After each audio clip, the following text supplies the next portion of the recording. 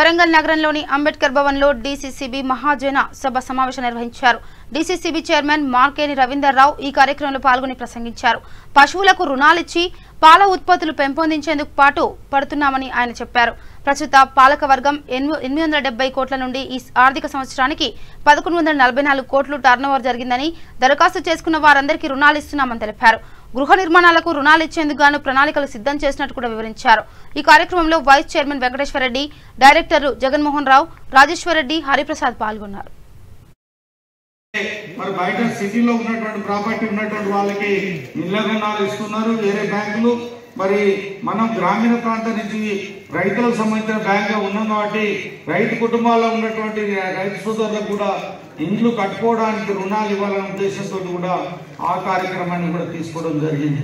ఇంటి రుణాలు కూడా ప్రతి దగ్గర కూడా పెట్టి ట్రేడర్స్, చిరు వ్యాపారులు, ఇలా గిరిగిరి వ్యాపారాలతోటి అనేక మిత్తి ఇంట్రెస్ట్ కడుతూ 10-11 చొప్పున ఇబ్బంది పడుతున్నటువంటి వాళ్ళని దృష్టిలో ఉంచుకొని గిరిగిరి వ్యాపారం కొరకు అరికట్టే విధంగా 1,00,000 నుంచి 2 లక్షల రూపాయల వరకు మరి 90 పైసల మిత్తితోటి మరి అలా మరి రుణాలు ఇస్తున్నాం.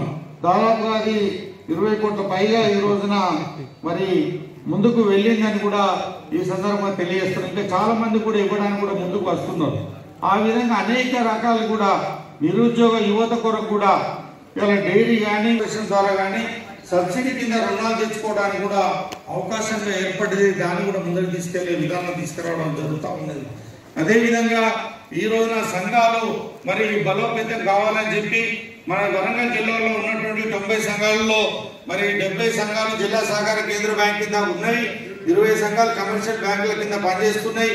దాంట్లో భాగంగా ఇలా సంఘాలను బలోపేతం చేయాలనే ఉద్దేశంతో నాబార్డు వారి సహకారంతో 24 సంఘాలను సెలెక్ట్ చేయించి దానికి గాను 33 కోట్ల పైగా రుణాలు మరి ఒక్క రూపాయి మితికే ఇప్పించి మరి వాళ్లకు గోడౌన్స్ కానీ కోల్డ్ స్టోరేజ్ కానీ ఇతర రైతులకు అనుబంధంగా ఉన్నటువంటి వ్యాపారాలు చేపట్టి మరి వాళ్ళకి అనుబంధంగా సేవలు అందిస్తూ సంఘం కూడా ఆ కార్యక్రమంలో 44 సంఘాలు మరి రాష్ట్రంలోనే అత్యధిక సంఘాలు తీసుకువచ్చి